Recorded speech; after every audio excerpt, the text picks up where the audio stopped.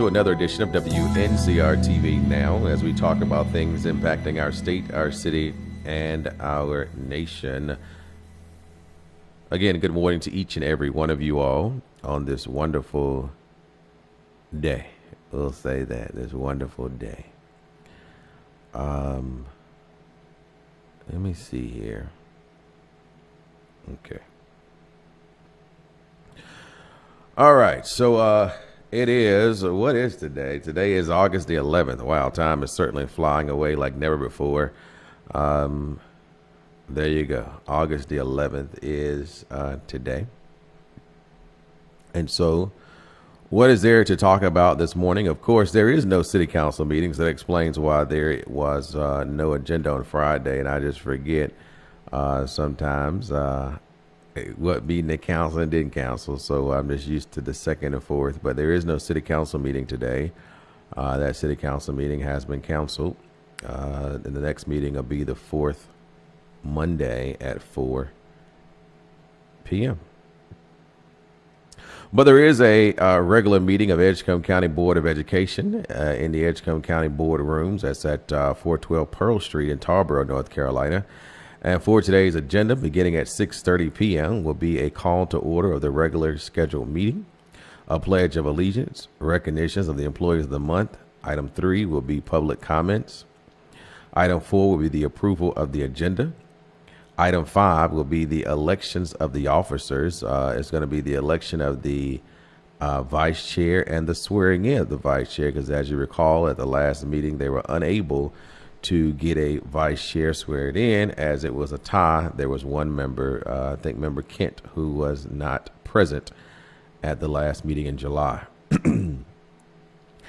Item 6 will be the approval of open session minutes. Item 7 will be items for information, as school updates and maintenance updates, Stepping Stones Partnership, Hazel Health Therapy Service.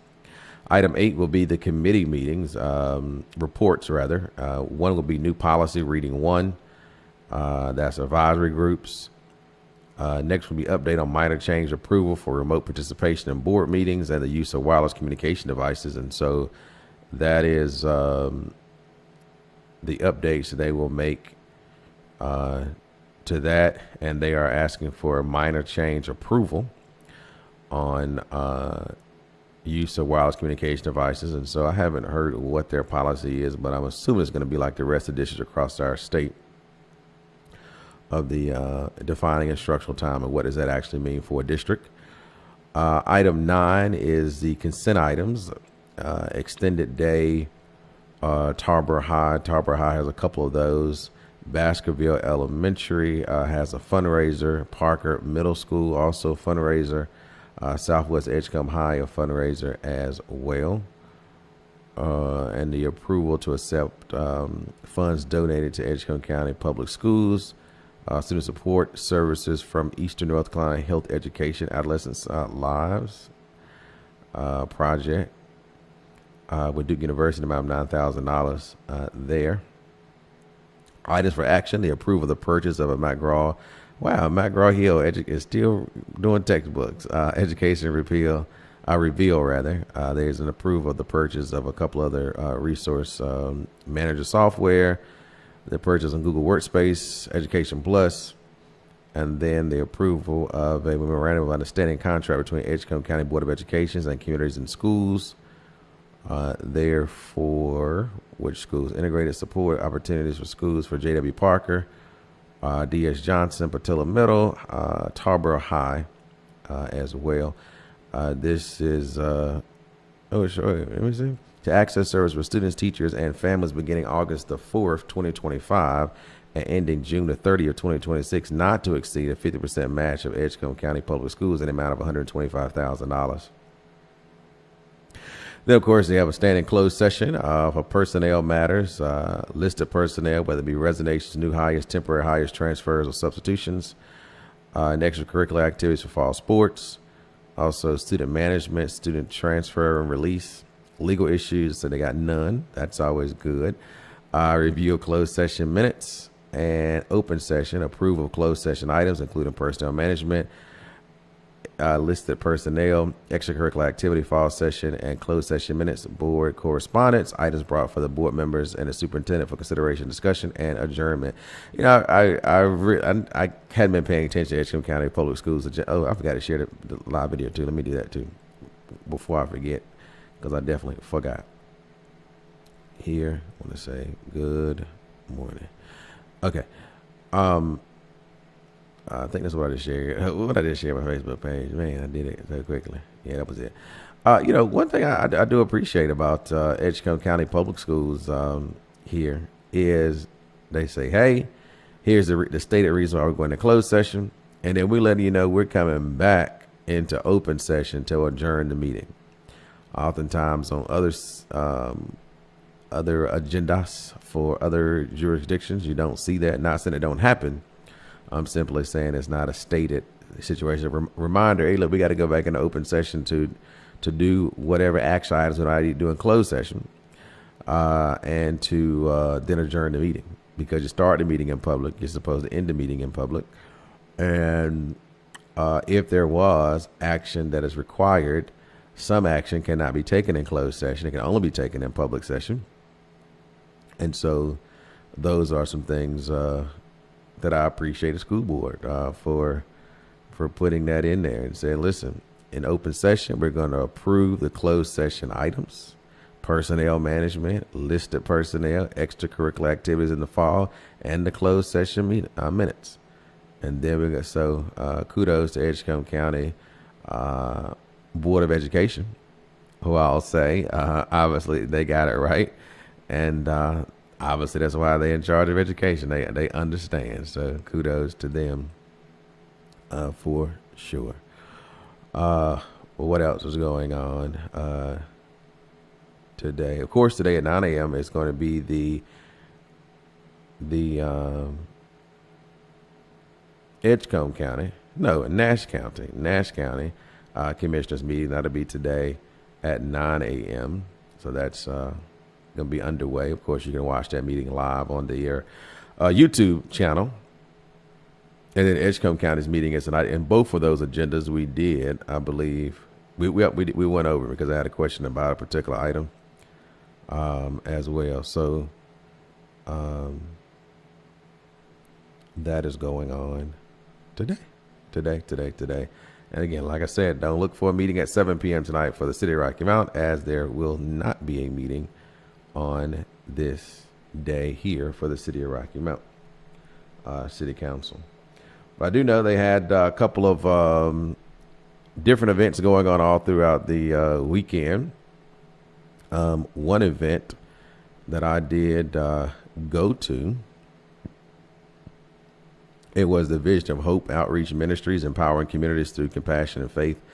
A facility that is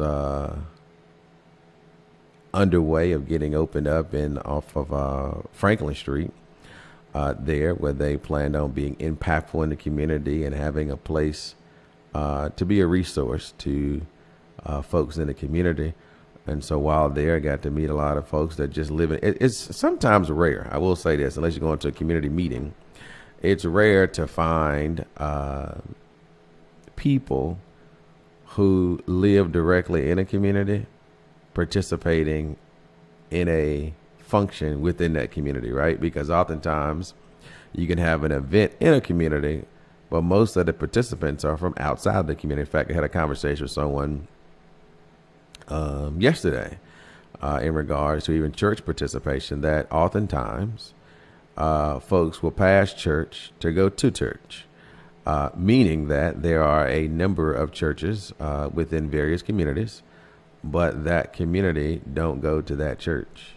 Not in every situation. Again, you do have some members who will go, but not as a great collective of, and I think about how I leave out of my community and go to church. And so that is oftentimes what folk do.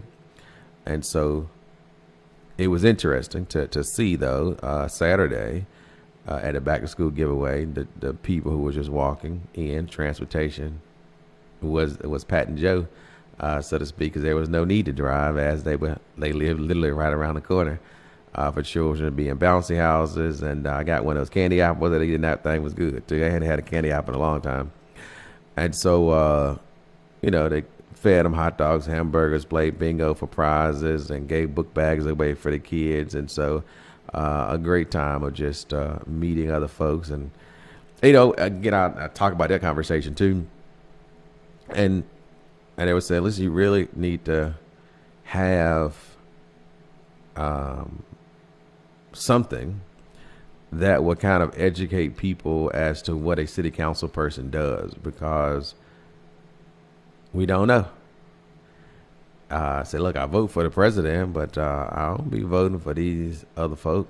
And of course, they did let it be known they'll vote for me, because it took time to have conversation and talk about how important and how impactful the local elected leadership is in communities. And those who are watching the program today, I'm sure you know that. Or maybe you do have people. And I guess that's an assumption that sometimes we have that might be invalid, right? That we make an assumption that everybody who's watching or everybody who's in earshot has a full understanding as to what's going on, but perhaps may not. And there's always an opportunity to go back and say, well, these are some of the things that local people can control. Here's some of the things that local people cannot control. Understand the role. And oftentimes you'll have people who are run for particular offices and say they're going to do this, that, and the third, and none of that is in their purview to do. And so then you have a group of local folk or voters who will believe that people who serve in public office don't do what they say, they lie, and don't care about you and all this kind of stuff. And ultimately, you elected somebody that didn't know what he or she was supposed to do or could do, and therefore they sold you a dream that cannot be fulfilled. And so then the thought process goes on and say, oh, y'all do the same things. And I have to go, and I always have to tell them, look, I ain't sitting nobody's elected seat, so you can't lump me and y'all, all right, or them. It is perhaps those people did do that, but here's why I'm different in that regard. One, because I understand and know the role and responsibility of the offices in which I sought after. Not I just woke up one day and said I'm mad at somebody, let me go run for office, or something of that nature, right? So that's something to think about. I want to say good morning to the following people who've tuned in thus far to and chatted on Facebook Live. And that includes Betty Archambault, Allison Williams, Alice Bailey, Vernice Harris, Candy Staten, and Party Smith. Thank you all for tuning in and making that comment there, saying good morning on Facebook Live. For many folk, I'm here early today compared to when I normally pop on. And so we'll see how long that will last. This week. And so I got on about 10 minutes past 8 o'clock hour this morning, while it is now 24 minutes past 8 o'clock hour. So I've been here for a good solid 14 minutes that I typically hadn't been here in the most recent weeks. And so with that being said, we'll continue the conversation about things impacting our state, our city, and our nation. And one thing about the nation piece, of course, I was listening to the news this morning, and they say President Donald Trump is trying to rid Washington, D.C. of homeless folks. So we'll see how well that works in ridding himself of homeless population in Washington, D.C. And if, in fact, he does that in the most meaningful and compassionate way, then perhaps that would serve as a guide and a roadmap to other areas across this nation on dealing with homeless populations, as homeless population tent cities certainly have been on the rise, it seems like. And I remember when Charlotte, and I don't really know what happened there to the aftermath of dismantling Charlotte's tent city. And of course, they went down there with public health officials and declared that area a public nuisance because of everything that was going on there in Tent City. In fact, let me see if I might can Google something about Charlotte Tent City. That just happened to hit my little mind just then.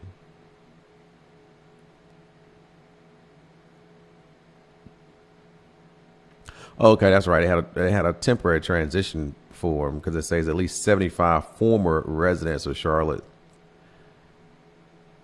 Okay, at least 75 former residents of Charlotte homeless encampment that was once known as Tent City will get new homes this week. The former residents have been living in 2 hotels paid for by the county, where they've been receiving 3 meals a day, laundry service, and access to caseworkers and mental health and substance abuse resources. Many have been living at a hotel since February, when their homeless camp near Uptown Charlotte was dismantled over health officials' concern about rodent infestation. Mecklenburg contacted 2 of the contracts ended on September 30th. So I wonder what then happened there. This says originally 214 people moved into the hotels paid for by the county in February. Wow, at least 75 people are still living. Okay, so that meant that was a roadmap to success, I guess, because originally 214 people moved into the hotels, and by the time of this article, 75 people were still there. Let's see. Okay, well, if I don't skip over stuff, say Palantir also 6 other former encampment residents, they moved from short-term housing through the county's criminal justice transitional housing program. 20 have moved into other homeless shelters. 51 either left the hotel or were asked to leave due to unsafe activities, and 13 were arrested and taken in county jail. So there you go. The county is offering a $500 incentive for landlords willing to take residents in, and $1,000 incentive for any landlord who takes a resident whose unit passes inspection on his first attempt.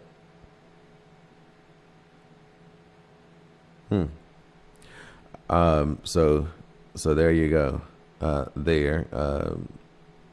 guess there was a one-time. I'm sure there wasn't a monthly subsidy of $1,500 or $500 or $1,000, respectfully. I'm assuming it was either or and not both, but it could be both. So that was, good little stuff. So I got to look more into that. Of course, that was my first read. Other parties will be on the air today at noon. Grand rising to everybody. Good morning, Irma Maxwell. Thank you for tuning in to the WNCR-TV Now as we continue to talk about things impacting our state, our city, and our nation. The other day, it's not that rain just came out of nowhere, just popped up. Speaking of rain, of course, rain is possible today beginning at 10 a.m. in our area and going through the remainder of today until 6 p.m. as a matter of fact. There. Oh, wait. That might have been... Oh, yeah, that's right. Okay, let's go back.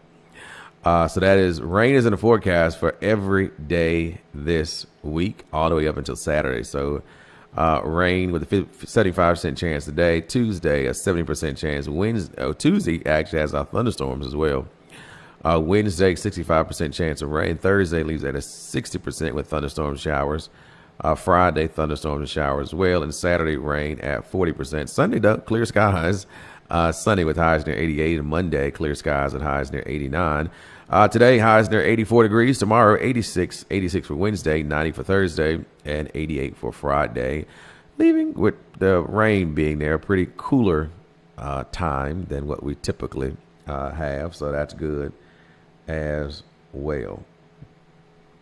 That they are doing there. So one thing we do have in our community, of course, is homeless folks. And so one investment the city has made over the years is a larger commitment to the homeless shelter on McDonald Street. And I guess it also may include some support to the Bassett Center there on Branch Street with United Ministries, or whatever it's called, who have been in the community for quite some time. I oftentimes wonder about the historical support that organization did once have, and the faith-based communities that organizations that were making annual contributions to the shelter, in that they were helping to meet a need. I do think that there is some biblical perspectives to supporting organizations such as the homeless shelter from your institution of faith, especially if you read the same 66 books that I have fell in love with, that organizations would understand the importance of being participatory in local opportunities of support, right? So it may not necessarily be the homeless shelter for you. It may be some other organization, but whatever it may be, that monies that faith institutions collect, don't believe that it is a hoarder situation of having all that money stored in a financial institution. But one of the benefits of no taxation is that the expectancy upon the local government, state government, and federal government is that these organizations are doing something of good value to the greater and betterment of community, and thus they are exempt from paying taxes. And so some would say that the monies that they would have spent on facility taxes, property taxes, and etc., that they believe that they will do good work in the community, and so thus they are exempt from that. And so I would say the larger your facility, the larger your congregation, the more it is required of you. The smaller your congregation, the smaller your facility, the less that is required of you. But equally, when you do it, I guess percentage-wise or just God-ordained-wise, we'll say that, that no matter if it's coming from the smallest faith-based institution to the largest, they all have significant value and importance in the community. So, I don't know where the faith-based coalition is that groups of individuals get together and talk about what can we do. Because I do think, I've heard people say this on television, maybe heard on public comments, and sometimes we do kind of get a little uptight when you talk about what a church could do and should do, leave the church money alone. And at some point, I think we do have to be realistic about some of the collective functions church organizations can have. Oftentimes, it becomes what some will call church politics as to, well, what organization is going to run it, who's going to be the head, and da-da-da-da-da. And so then you end up, just having a meeting of conversation and not a meeting of action.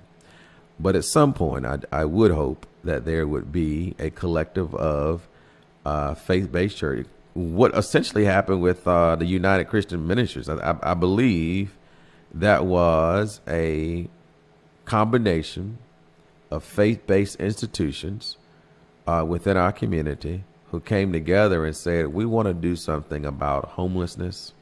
We want to do something about battered women. And so we're going to pour not only our financial resources, but we're going to volunteer our time in serving at these particular places because we understand the great benefit to the greater community by us all being engaged, right? And we're going to show that citizenship. We're going to show our good stewardship and any other kind of ships that you may talk about. There was someone at that time leading that cause and getting folks excited about lifting up community, right? Lifting up community. And lifting it up not on a one-stop basis, but lifting it up on a continual. Saying, yeah, we can come in and give you food. We can come in and do a tour drive. We can come in and give you some blankets. But when we start providing daily food, when we start providing daily shelter, when we start giving access to resources and things of this nature and helping a person transition from where they are to really where they want to go, not where you want them to go. I think that becomes one of the greatest struggles a lot of organizations have, is that they will then try to tell the individual where he or she should go versus getting to understand what their wants and desires are. And if they don't have them, helping them to cultivate those wants and desires so that way you can develop a transitional plan to get them from where they currently are to truly where they want to be. Because oftentimes, if you don't have, we talk about collective buy-in, if you don't have singular buy-in from the individual in which you are wanting to help, if they ain't for it, how in the world you'll get them to do anything, right? So they have to buy into it.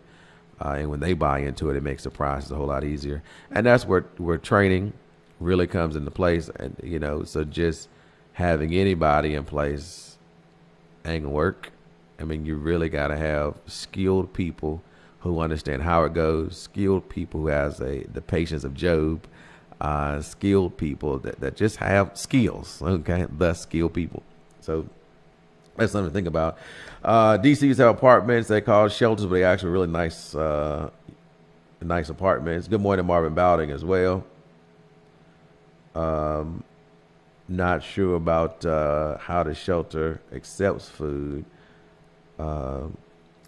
there, but that would be, and maybe, you know, trying to get somebody on from the shelter one morning and kind of have some conversation about what it is they're doing, what it is they would like to do, how the community can help, what type of programs exist. Because again, oftentimes we'll talk about things, but not talk with individuals. And so if people show up, of course, we can engage in conversation about that and hopefully help shift some narratives on a few things that may be existing in our community.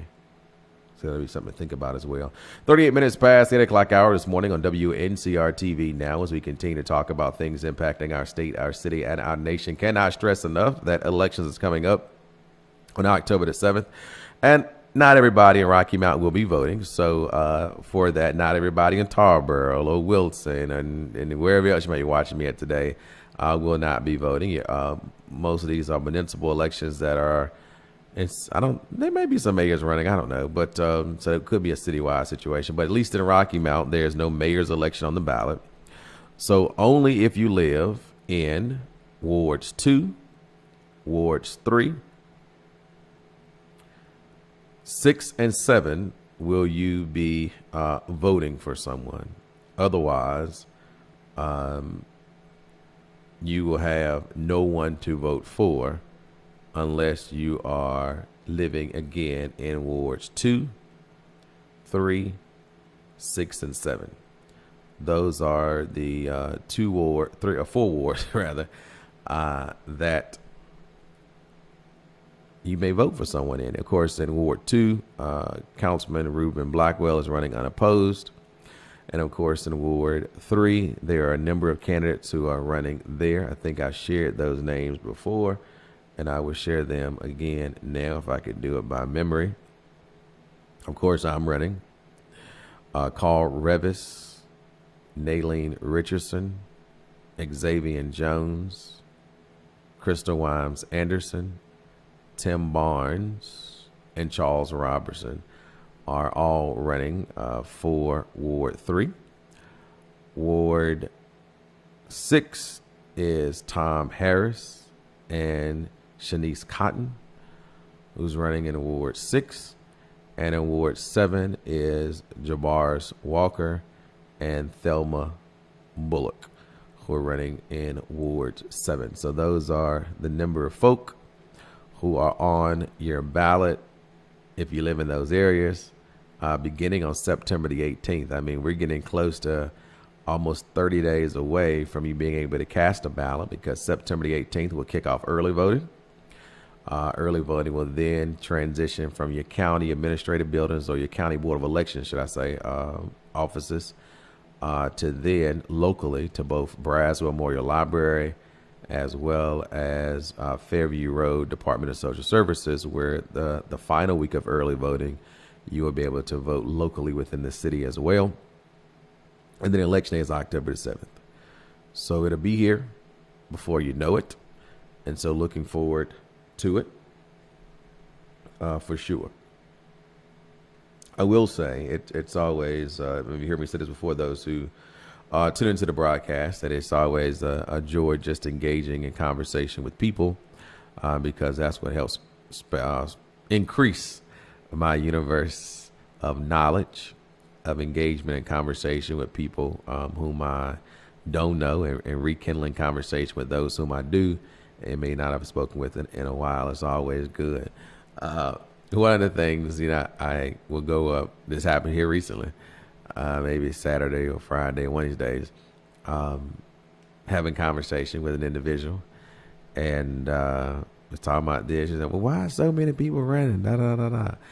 And so at the end of the conversation, says, I voted for you before, and I'm going to vote for you again. So I went through all of that for her to tell me that. But again, I do appreciate that, going into, this is just, I guess, a little moment about me, I guess. Going into the race, I believe, of course, that the last time I ran for city council for this particular seat was in 2022. And the number of people who voted for me then, I believe that base of support still exists. And in fact, I believe we expanded upon such since then. So those individuals are reaching out to their neighbors, I believe, wholeheartedly, that we can win on October the 7th without the necessity of a runoff election. And so I'll explain. We've been through runoffs a number of times, and of course I was involved in one of them.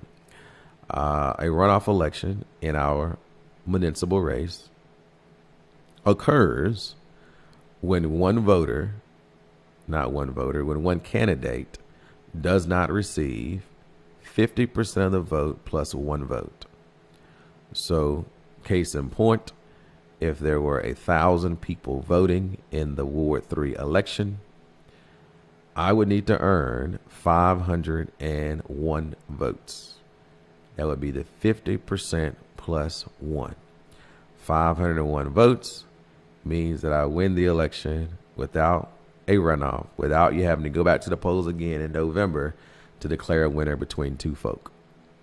So that is what I go out every single day and work for. And that is what I hope those who are, well, not even hope, know that those folks who are supportive of my victory on this election, that they are doing the same to ensure that people are doing what they can. We'll leave it at that, doing what they can to ensure that we get out here and cast them votes. So excited about it. I can't stress that enough. Excited about that. It's always encouraging to just understand the work that I've done in the community over the years. While there may be those, obviously, who are running for the same seat may say I've not done anything, but those who know me understand it and appreciate it and value it and support it. And supported by their votes, supported by their conversations, supported by their defending and saying, nope, Bronson is the guy. Bronson is the guy. And even some people who I thought weren't going to be supportive of me were. And some people who I knew weren't supportive of me, they're not. And so when you, I guess, have been engaged in community affairs in quite some time, you kind of know folk in the community, know where their allegiance and alliance is, and know their why in some cases. In some cases, you assume their why. And then eventually we have conversations and people are like, you know what, I was thinking something totally different. I said, yeah, I get it. Yeah, I get it. But again, October 7th is election day here in Rocky Mount for wards 2, 3, 6, and 7. And then thereafter, the individual who wins those seats will then be sworn in December. And we'll keep on doing the work of Rocky Mount, and especially in Ward 3. So people always ask, what is it that we're going to do? What is it that your goals? And oftentimes I tell them, look, it's really about getting community engagement. I often go and tell them what I would like to see. But again, it's not about what Bronson wants. It's about what our community wants. And I think we've gotten away from that, and we really got to go towards it. Hey, caller, good morning. Good morning, Sir Bronson. How are we doing? Doing well. Hope you are, Sir Higgs. Doing just fine, thank you. Look, it's time for the people in Ward 3 to give you a chance. You had been out in the community. You had done the work. You reports back to the community what's going on, the good, the bad, and the ugly. So it's time for the community to give you a chance, and I hope they will do that, and not just sit back and talk what they're going to do, but go down and exercise their vote in voting for you. That's when you can tell whether or not they just jawboning or not. Absolutely. All right, thank you. Keep up the good work. We appreciate it. 252-407-8432. That's 252-407-8432 is the number to call to participate in today's conversation as we talk about things impacting our state, our city, and our nation. I always got to verify this. Let me see. Good. I take the phone call while I read this. Hey, caller. Good morning. Sir Bronson. Yes, sir. Yeah, the Edgecombe County Board of Education is meeting tonight as well at 6:30. The meeting down on Pearl Street.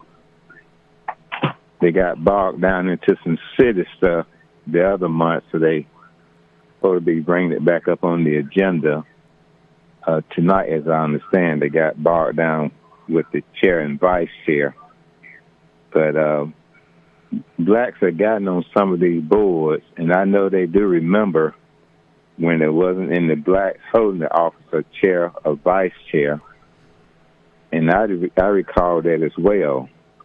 But my belief, and I was convicted of this from my principal, he always told us that when we got in the position to make a difference, don't necessarily do other people the way that we were done, but do people the way that we felt like that we should have been done. Mm-hmm. So I'm hoping that tonight that the Edgecombe County Board of Education would move forward. I understand they resolved the chairmanship at the last meeting, but I guess the vice chair will come back up on tonight.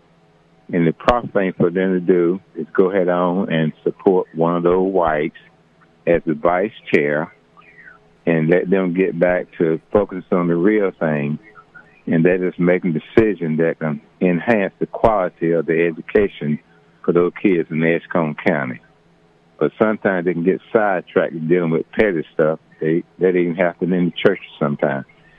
But anyway, that's a report this afternoon at 6:30 on Pearl Street there in Tarboro. I do want to ask you a question, though, because you made a statement, I guess, about race, and I would hope that education is not about race. The question is, when it comes to a vice chairman or chairperson or whatever,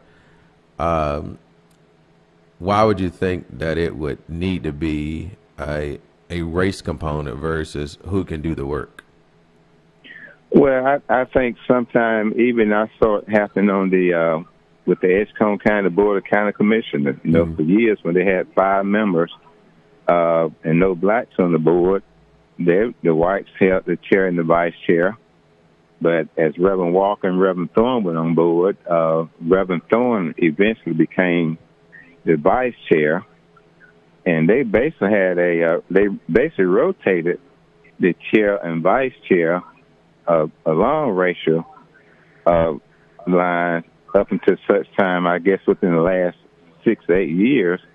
Apparently, there was no whites on the Edgecombe County Board of County Commission that wanted that position of vice chair. So it ended up with Wiggins as the chair and Reverend Hines as the vice chair until Commissioner Harris got it.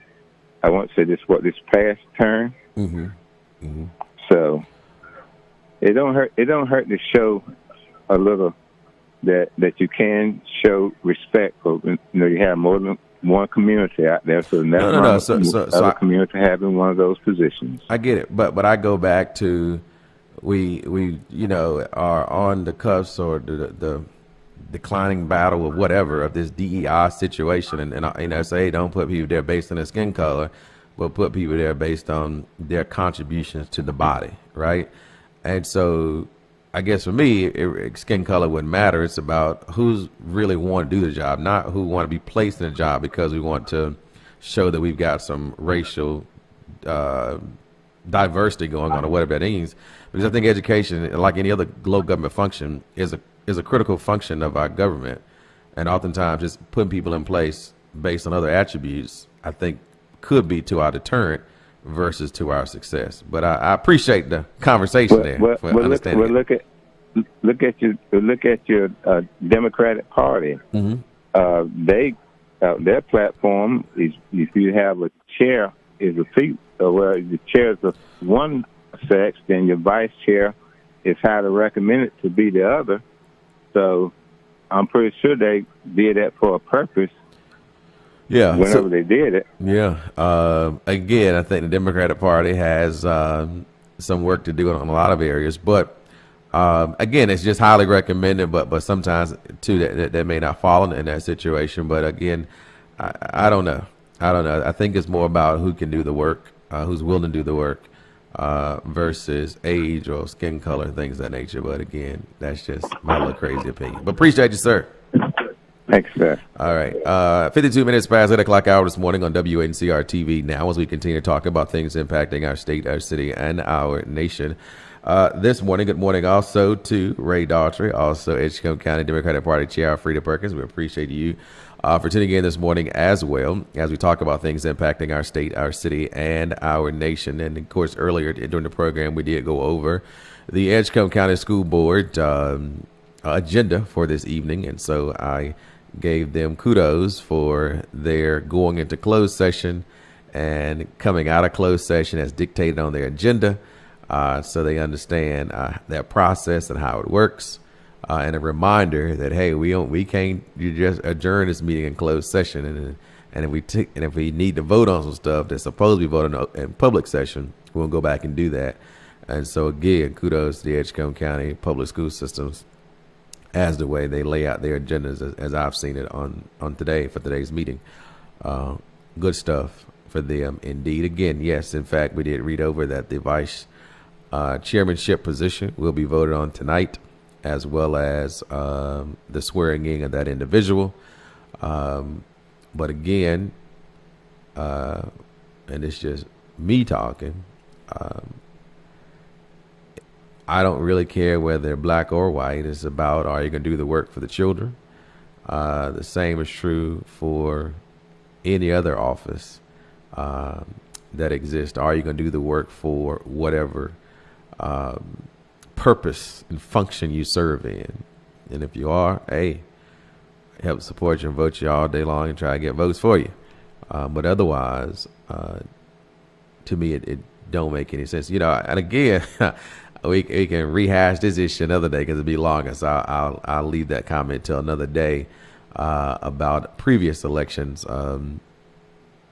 that I think has had some harmful impacts to greater America because of folks' choices not based on ability of stabilization and strength, but based on other factors that I believe are detrimental to the growth and survival of a great city, town, state, or nation. Okay? 252-407-8432. That's 252-407-8432. Also want to say good morning to Lorraine Pitts. Thank you for tuning in to WNCR-TV Now. And those who are listening via the radio. In fact, good morning to Miss Whitehead and the Whitehead family. We appreciate you for tuning in as well. I got to remember to call out folks who I send you commands. I'm going to shout you out on television.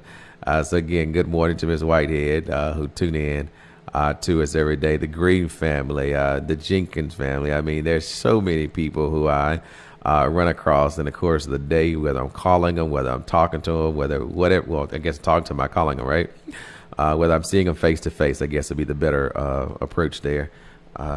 Thank you. I thank you. Can't thank you enough. Hey, caller, good morning. Yes, Brother Robinson. Yes, sir. Being that I brought up Reverend Thorne's name earlier, I don't know to what extent you may have knew the Reverend Dale Thorne, but on July the 31st, just passed a couple of weeks back here. He's been deceased now for 32 years, but occasionally his name still come up.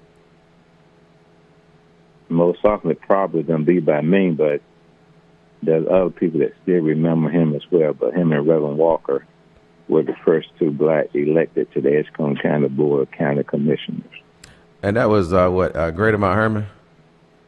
Yes, sir. Yeah, and right. Cedar Grove. I think he was at Cedar Grove too, as a matter of fact. Right. But absolutely, thank you, sir. All righty. The church I go to, Cedar Grove Missionary Baptist Church, for those who don't know. You're invited Sunday mornings, 9 a.m., 2932 South Halifax Road, right in the city of Rocky Mount, North Carolina, at 9 a.m. But yeah, so, I think, again, I go back to, I can appreciate everybody for watching the program, whether you listen to it as well. Forgot the buddy name right now, but I was talking to him in his pickup truck the other day on Hargrove, and he was saying he lives out on the reservoir. So if he listened this morning, he knows exactly what I'm talking about. But he lives out on the reservoir. But I was talking to him last week, a week before last, whenever it was, as well. And so appreciate all of you all for taking time to listen to a little guy like me, and the people who call in and share their comments, views, and opinions. Because I think that we can move the needle further by participation. We're participating in the process, participating in conversation, participating in thought, I think is greatly important. And that is one of the biggest things that, as being the next council person to represent Ward 3, is really getting community participation at a more meaningful level, where people can really know that their input is expressed with passion, love, and all consideration as possible when it comes to what we want to see in our community. And the growing thing is, how do we rid ourselves of these blighted structures in our community?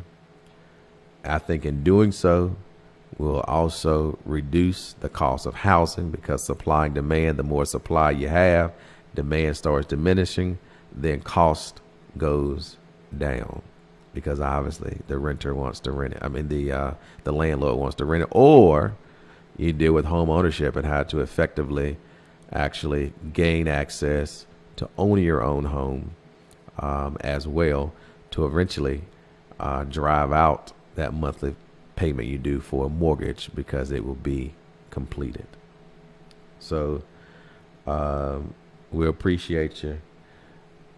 She said, hey, she remember Reverend Thorne when he was a pastor. She's much younger. And Thorne's dry cleaners as well. So there you go. So listen, I'll see you tomorrow to do it all over again on Wncr-Tv Now, as we talk about things impacting our state, our city, and our nation. Certainly enjoyed the conversation this morning, and I hope you would take it in the community and continue the conversation. And remember to encourage folk to vote for your boy, Bronson Phillip Williams. No fake middle name for me. We'll see you next time.